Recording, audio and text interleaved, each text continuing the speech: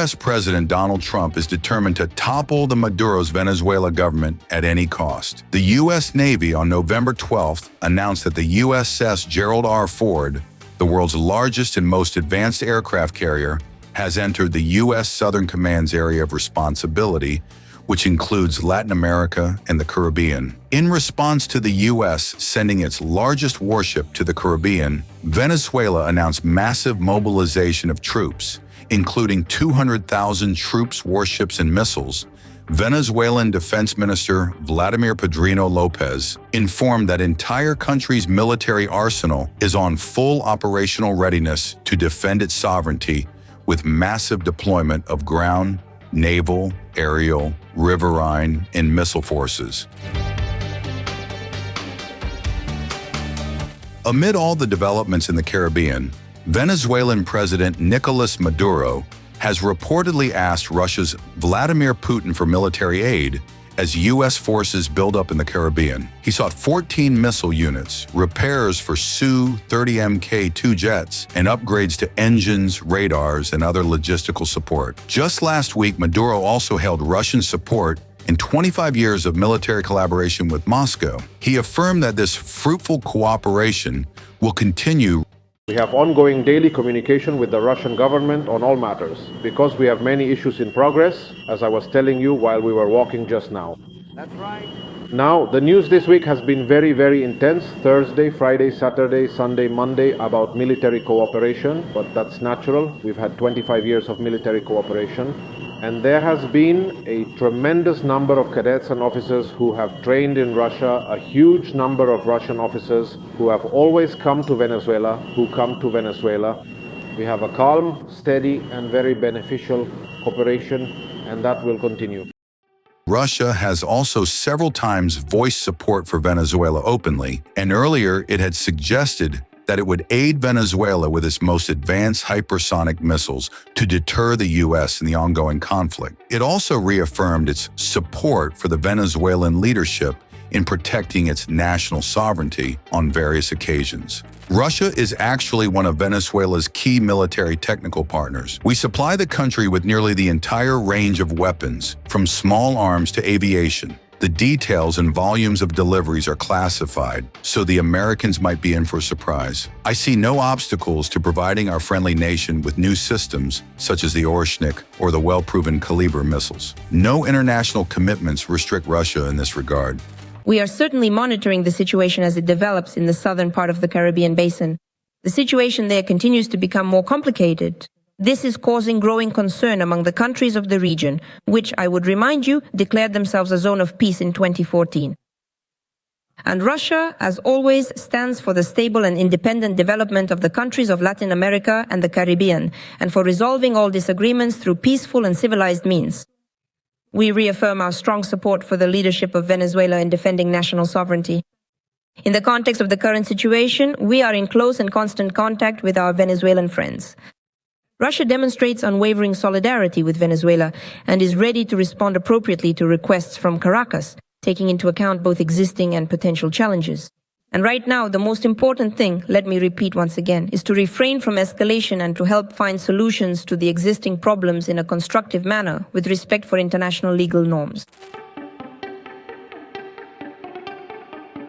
Although Donald Trump repeatedly says that he doesn't like what Putin's doing, he never seems to boss around Putin the way he does everyone else.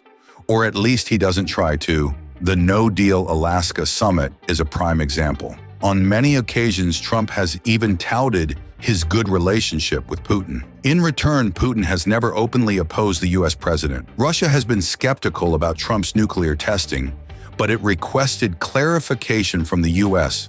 rather than directly opposing it or speaking ill. Moscow has been very careful about its ties with the U.S.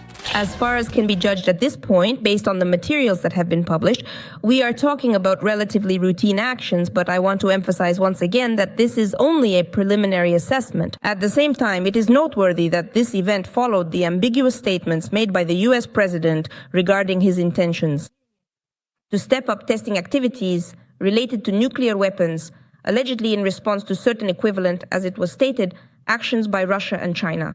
At the same time, the legitimate question still remains for many, including within the United States itself, namely whether this refers to intensifying the testing of nuclear weapons delivery systems.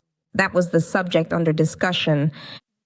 Or is it that Washington is actually considering, under contrived pretext, the direct resumption of explosive testing of nuclear warhead components in violation of the Comprehensive Nuclear Test Ban Treaty? I think these are the questions that representatives of the United States of America should probably answer. If it is the second scenario I mentioned, then of course this will undoubtedly create an extremely negative dynamic and trigger reciprocal actions from other countries, including Russia. This is exactly what the president of our country, Vladimir Putin, was talking about the other day when he commented on this issue. So considering past dynamics and situations, it is very unlikely that Putin will go against Trump. In a special interview with Meduza, Russian reporter for NYT Anatoly Kurmanayev has discussed what are the odds that Maduro can't count on Putin. According to him, since Russia's 2022 invasion of Ukraine, its relationship with Venezuela has weakened, with fewer resources and less engagement from Moscow. Once strong economic and military ties have plateaued as both nations face sanctions. The war has reduced Russia's appeal as a financial and strategic partner, leaving the alliance largely symbolic. I think the most important element is distraction. Russia doesn't have enough resources or bandwidth to be engaged in Venezuela to the extent that it has been in previous years. So the relationship has become more distant and the ties have started to atrophy a bit. For Venezuela, the main advantage of its relationship with Russia in recent years was having a window into the global financial system. Venezuela was gradually sanctioned, and the sanctions ratcheted up over the years. After the start of the full-scale war in Ukraine in 2022, Russia became even more sanctioned than Venezuela. So Russia lost that attractiveness for Venezuelan officials, state companies, etc. As a place where they could move and keep their money. Venezuela hasn't really emerged as a major diplomatic supporter of Russia's invasion. The economic ties haven't been broken, but they've plateaued at a certain level where there's still some trade investment between the two countries, but it's not what it was before. During the previous standoff in 2019, Russia publicly, sort of ostentatiously, sent military and economic advisors to Venezuela. With this current crisis, we've seen Moscow being quite muted in its response. In sum, the war in Ukraine has decreased the attractiveness of a strategic alliance for both parties.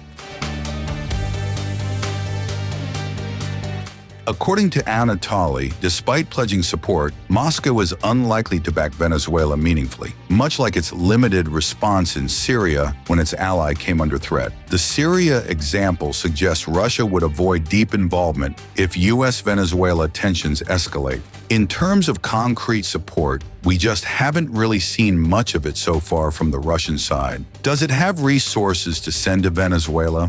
We frankly don't know.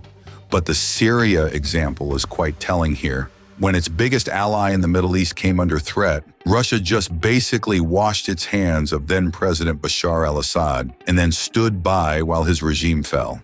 All this indicates that despite Maduro's public show of loyalty to Putin, he may ultimately be left to fend for himself, much like Russia's once closest ally, Syria, in the Middle East.